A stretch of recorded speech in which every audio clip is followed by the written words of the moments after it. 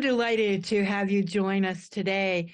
And Rick introduced you a little bit. Hey, how are you? It is so good to see the smile along with the voice. Thank you, Rick. Oh, thank you. And I'm just going to spin you around so I'm going to say, where's my Miss Carola? There she is. Hey there, girlfriend. How are you? Yes. Good. So she's running the board and keeping all the volumes on and keeping us all keeping you two in track. Yeah. So, it's just wonderful to be able to do this. When I first started radio, we didn't have Zoom. We were using computers, but we weren't, seeing each other like this. So this is really special. We introduced you as an educator, a storyteller with Longhouse Tales, an educator, a published poet, workshop leader. Would you want to say anything else about the work that you're doing? You want to jump right into some of the workshops that you've been leading and tell us about that? Thank you so much, Deb. I appreciate it. My work has not changed, but my work has sincerely evolved. And it happened a little at a time, and I didn't even know it was happening until somebody said, "What are you doing this weekend?" And I said, "Well, I've got a Zoom on cultural awareness in Munich, and then I'm going to be doing a workshop on Sunday about called Welcoming the Others, which walks people through what it feels like to have to run for your life." Wow. How do we greet and welcome those people once we have imagined walking in their shoes and what it costs them to come to our shores? And, there were immigrants that came long before now, and we welcomed them on our shores. Mm-hmm. Absolutely. In some places, much to our discredit, but yes, I know a little bit about lots of different nations. What I live and am is Longhouse tradition. But all of us have welcome, hospitality, humility, open-heartedness. And then, of course, we have the two wolves, dark and light, inside of us. Mm-hmm. Mm-hmm. And we have to decide, we have to recognize that natives are not the only culture on the planet. The Europeans who settled here are not the only culture on the planet. And I think COVID came with a powerful teaching, because I'm now telling stories with people from Europe, from Asia. Every Saturday afternoon, I'm at Liz's barn in Belgrade, Ireland. Oh, wow. And it made us truly, I shouldn't say made us, it gave us the opportunity to see this as the small blue planet we refer to. Mm. And so I've done a fair amount of work with, I write some of my own stories, as you may remember, but I have a real sense of cultural awareness, and yet I am still looking at the old stories for the traces of colonization that can be altered without changing the power of the original story. Now, I'm no expert on this, so I'm doing it very slowly, and I am sharing it with natives to get feedback. Mhm. And I am very proud of the traditions that I carry. I have lived long enough to have an understanding of what it costs to have any of those things brought forward to this time. And learning about the history was how I actually got into storytelling, because everything was taken. Children were put in a different school, in a different place. We all know that story. It has been a very hard road. And the one thing that they can't take, they can tell them without permission. But all those stories were written down by Europeans. We were an oral tradition. I only know of one written language, and that was relatively in the past couple of 100 years. Did the Cherokees have their own written language? But of all the things that were taken, the stories as they were originally meant to be told, if you're lucky enough to find one, it's a pathway. The pathway is the traditions, but the lights on the side are the story to tell you how to stay on track. And so I thought, what can I do? I'm one small person. I don't have a BIA card. I don't have any, I'm no big deal. I'm just somebody who knows how important it is that our stories are told, and told with heart. I tell people, first of all, there's a level of enculturation that is needed. There is as much research as you can do. For the oldest source you can find is the way I usually teach it. And the other thing is, don't tell the story if you don't love it. Oh, yeah. Oh, that's beautiful. Yeah. That's so great. Between the workshops for cultural awareness and storytelling is actually an organization that's based out of Munich. And I've done interviews with them. I'm doing a workshop on cultural awareness probably before April. And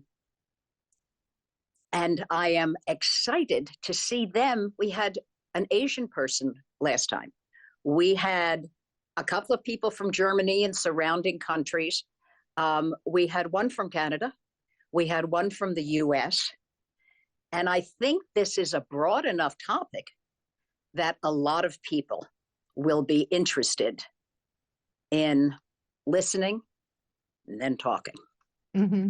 Oh, beautiful. You know, when we spoke earlier, you talked about culture as a system of living.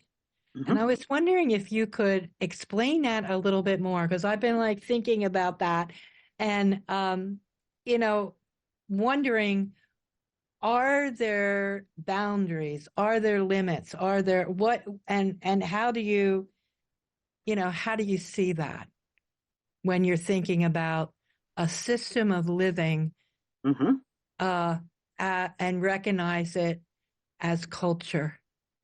Because I wonder, when do we begin to understand what that word means, really? And defining it, I think, is really important in really reaching cultural awareness, is to understand, well, what does it really mean? I use that definition and that word in terms of the fact that when we are working for or trying to achieve cultural awareness, that we don't assume that all the people in that culture are alike, because they're not. Culture is here, and it's a prevailing system that most of the people agree to because you're born into it. It's what you know as a general rule. On the other hand, I was born into one culture and I live now in a very different way. Um, because I am an individual, and as I grew, I saw different things. I responded to different things that were not as the culture defined them, that I was raised in. So when I say that, the way we greet people, the way we use our hands, there are some places where the middle finger has a very specific meaning. And in another culture, it has a very different meaning. And culture can be a system that's boundaries are merged with the country next to it, with the peoples next to it. Ours were that way. The Wampanoag and the Narragansett language are very similar. Mm-hmm. There were common words. And my late husband, Big Toe, often said, now, for instance, I don't know how to say that, but I know the word for this. And it's the same as the Wampanoag word for that. So while they couldn't do whole sentences, there were distinctive differences in the culture, but they had commonality. And that's not unusual. But the individuality of people and how they react to things. When I hear something inappropriate at a gathering, some people will giggle. Other people will just look away.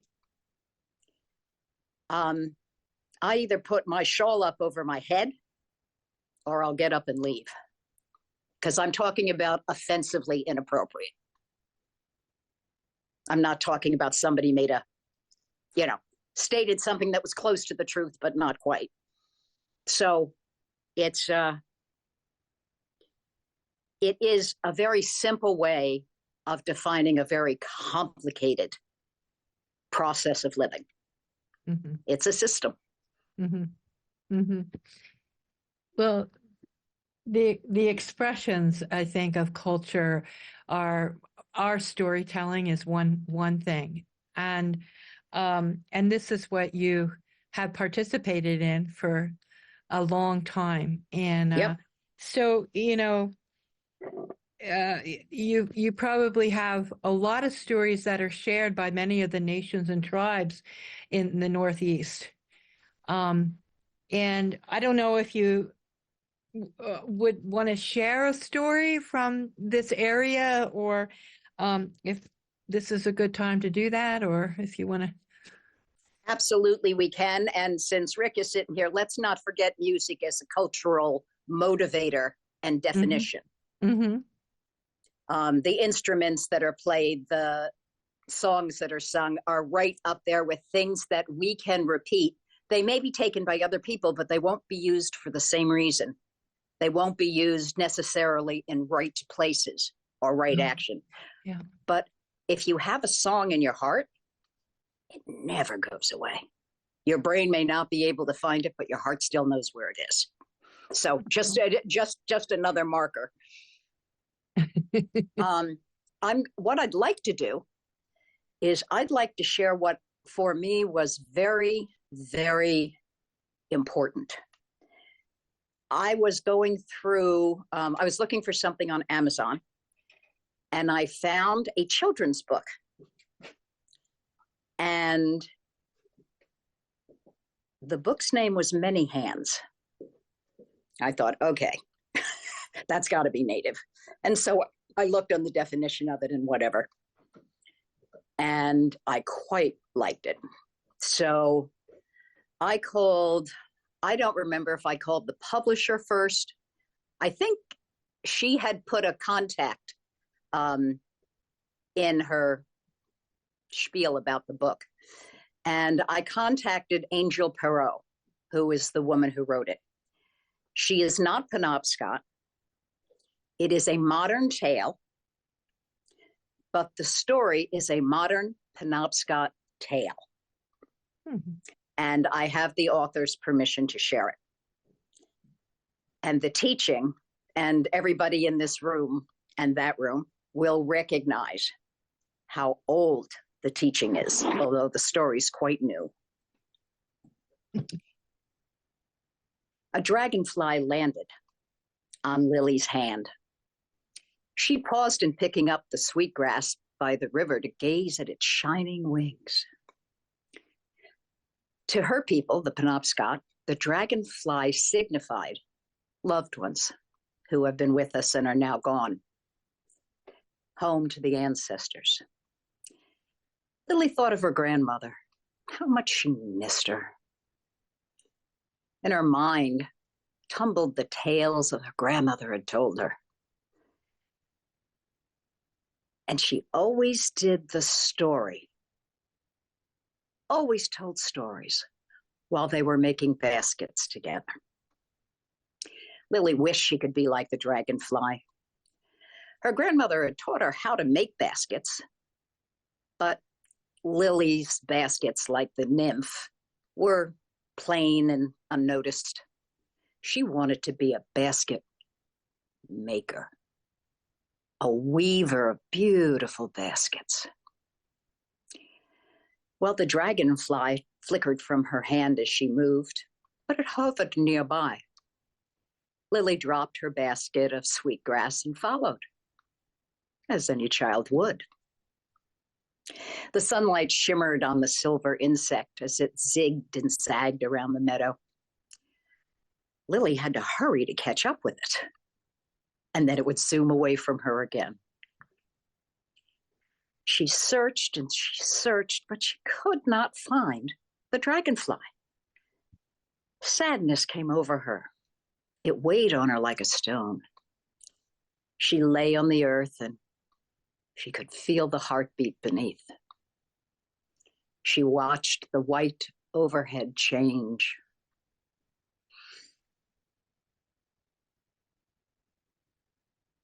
It flashed. It was the dragonfly. It was back. It flashed and flitted and flew off again, but not very far. Lily stumbled to her feet. The dragonfly led her right up to the edge of the pond. And there, right there, was her grandmother picking sweetgrass. How could this be? "McComas?" Lily called. Her grandmother glanced up and smiled. "Lily, come here, my child. I have something for you." Lily didn't hesitate for a second. She entered the water, wading in the shallow part, and went right up to her grandmother.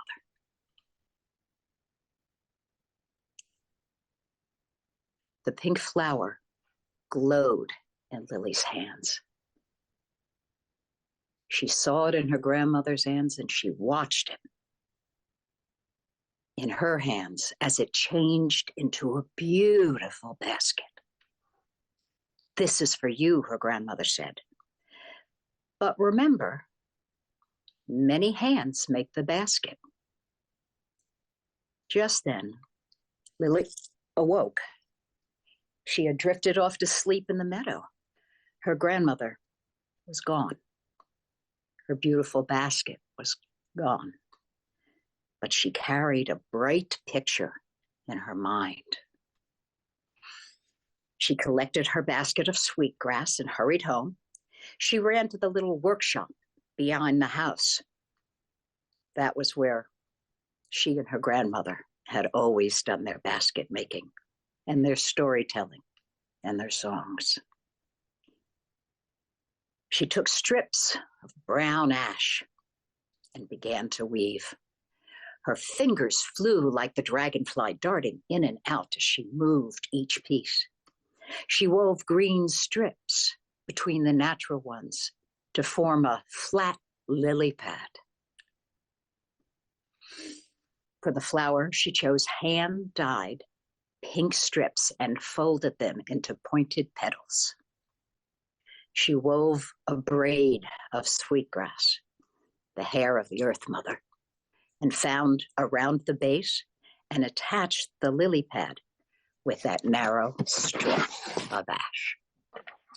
Lily gazed at her creation in amazement. She had never made anything like that before. It was more beautiful than her dreams. I am truly a great basket maker. She couldn't wait to show the basket to everyone and to hear their praise. Well, she found her mother dyeing strips of brown ash, boiling them in the big pots on the stove. Puffed with pride, Lily went and handed the basket up to her for her to see. Very nice, Lily. But I must get back to work. Many hands make the basket. Lily couldn't believe that was all she said. It was the most beautiful basket ever in the whole world. And she had made it with her own 2 hands.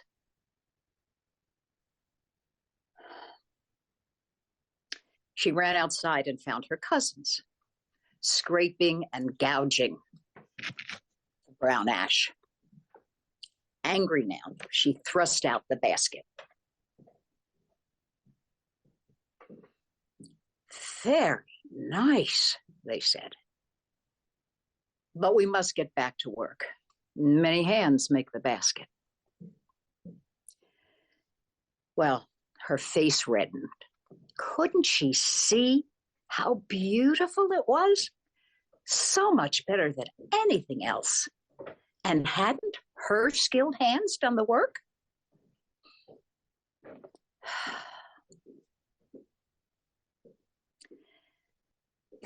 She followed the sound.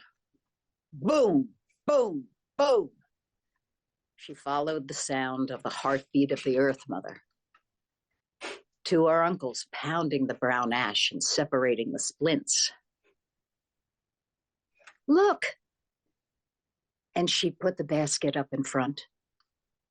Ah, very nice, Lily. I know, you must get back to work, even though my hands made the basket. She trudged through the woods until she reached the bank of the pond. Why wouldn't anybody give her the credit she deserved? They all know a beautiful basket when they see one. Just didn't make any sense. So she watched the dragonflies dance over the water. One skimmed right across the surface and lit on the rim of her basket. Lily held her breath. It looked so perfect there. She thought of her grandmother and remembered her words. Many hands make the basket. Now, she began to understand. She had made the basket, but she had not done all the work. She had not made the basket by herself. On her way home, she stopped to thank her uncles for pounding the ash. And she thanked the others for fitting the splints. She thanked her cousins for scraping and gouging the brown ash. She thanked the elders for braiding the sweetgrass. She thanked her mother for dyeing the strips of color. With a small piece of colored ash, Lily formed a dragonfly and attached it on the basket over the lily pad, and it looked perfect there. Walwone Nakomas. Thank you, my grandmother, she whispered. You are right. Many hands make the basket. Oh. Thank you. Thank you. And I tell that story, although many people are looking for, and I do have a raft of older stories, and many of them given to me or permission given to me. But this reminds me, every time I think of it, every day, that the teachings are still alive. Mhm. And to bring the teaching forward in a story is the oldest school most of us ever went to back then. Ah, yeah, of course. I'm Yeah. glad you enjoyed it. Oh, yeah. Oh, And again, Alice Perot is the author. yeah. Oh, what a beautiful modern story, but with all those old lessons and, so much more than just, And the way a family works together. yes. Yeah. And all the different parts. I do want to say we started out the show today with a quote with Martin Luther King, who says, you don't just everything you have is because of others. And giving thanks for, consider your coffee, where it come from, your soap, or every little thing, the sugar, the fruit, and how we are so connected. And Carolyn and I are beginning a new radio show. We're going to call it Global Harmony, because we've been receiving so much music from all over the world that I thought, oh, well, let's just do a music show that really highlights our whole world.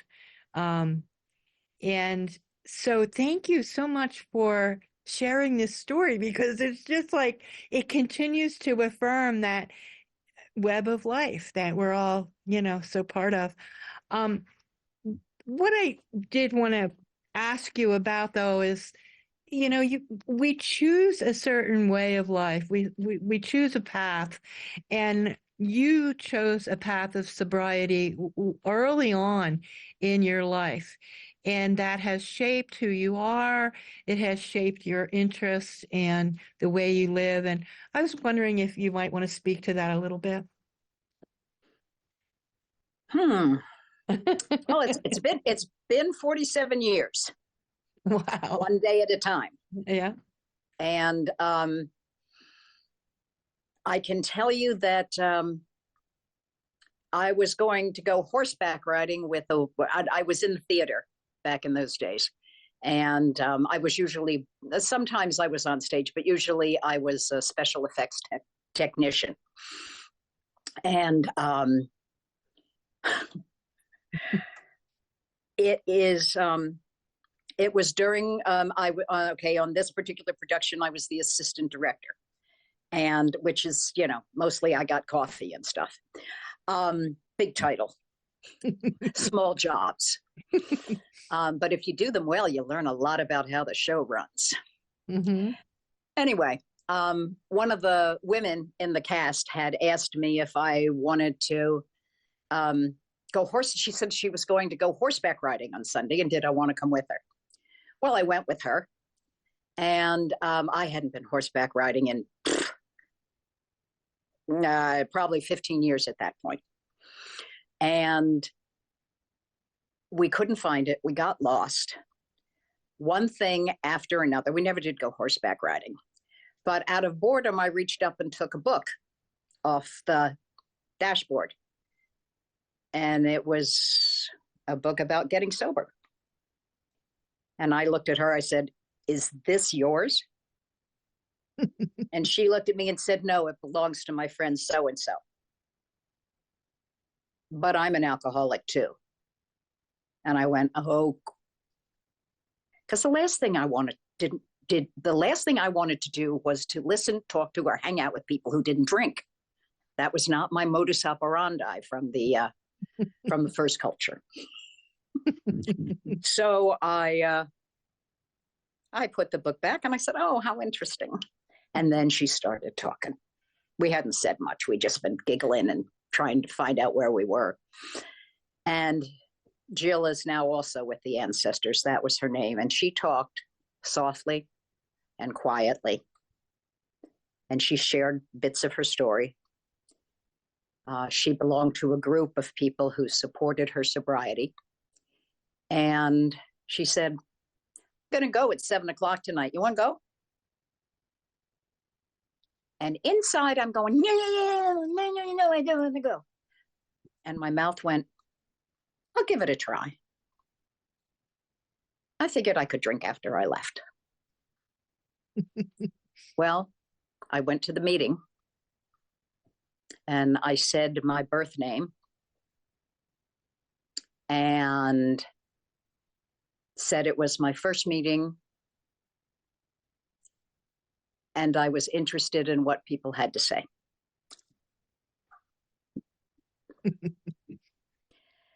That was my introduction. And I didn't drink that night when I went home. I've never been able to figure out how many nights before that was there a night that I wasn't drinking. And that told me a lot. And so I started not drinking. And there's lots of phrases that go around that, but my life was absolutely in the toilet. I was a textbook case of why people should go and get help, no matter how you choose to do it, who you choose to get it from. But I'm telling you, there's nothing like talking to another sober alcoholic to get caught in every lie you tell. Because we know each other. Even when we haven't met, we know each other's game pretty well. And so I had to immediately start thinking about things like, what did I believe in? I'd been taken to Christian church for as long as they could get me there, and then I stopped because it didn't call to me. It didn't inspire me. I have lots of friends, and they say, what's your religion? And I say, I don't have a religion. I have Native tradition and spirituality to guide me.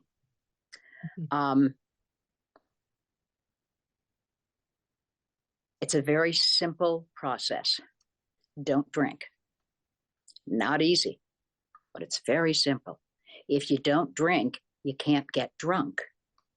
If you don't get drunk, you're less likely to get arrested or to drive your car into a tree, all of which are things on the spectrum. So it was hard for me because some of the materials were very God-centric. And they had been written by people who were believers in that religion.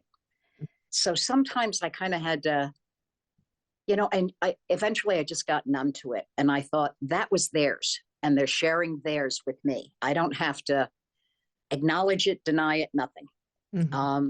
So it can be hard for people living in a different culture, having the leanings of a different culture, even at that point, to do it exactly as told. When I wanted to drink, over the years, my most common way of doing it is take off my socks and shoes and go out and dig with my toes in the earth. Well, needless to say, particularly if it's winter, and you're looking for some place to dig with your toes in your bare feet. I didn't hang out for hours, but I still give that advice to women who come and say, and it's not about drinking today, because the coaching that I do is, if anybody needs help, I want to give it if I have it to give. And so somebody calls up sobbing and crying about this relationship, about that job, about this, about the other thing. And I say, take off your shoes and socks, go outside and stand on the earth until you can feel her heartbeat. Oh, yeah. And I can't tell you how many people, male and female, have said, oh, that's very good. Can I give? I said, yes, give that away. That's how I got it. Rick, I just wanted to bring you into this conversation if you had any comment or question at this point. I have thoroughly enjoyed your presentation today. It's good to hear you. Rick, HearsCrow. Oh. You thank got to love the low-hanging fruit, Rick. Nice one. Yeah, I thank you for being on our show today. It's an honor to have you. Mhm. It's a We just pleasure. have a couple more minutes here on Yep. our Zoom interview. Is there anything in closing you'd like to our listeners to take away from this conversation today?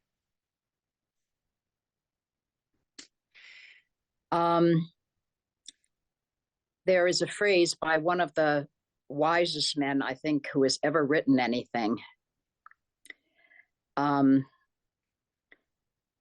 Do what you want and be who you are. Because those that care, it won't matter. And those who matter, they won't care. Oh, yeah, I like that. Dr. Seuss. Oh, great. Wow. I think he and Popeye are two of the most misunderstood wise folk people of the other culture. There you go. There you go. Well, yeah. It's truly been an honor to have you here with us today, and I hope you'll come back for a visit again now that Whenever you call. Okay, great. I truly love being here, and I love the people you've surrounded yourself with, and it's always lovely to be here again. Thank you so much. Well, thank you, and thank you for the story. And wow, it's just been really fun. And I'll ask Carolyn to put a song on, and we'll say adios for now. So have a wonderful rest of your day, and we'll see you again soon, I hope. I thank you very much. All right. Much too. Bye-bye. Bye.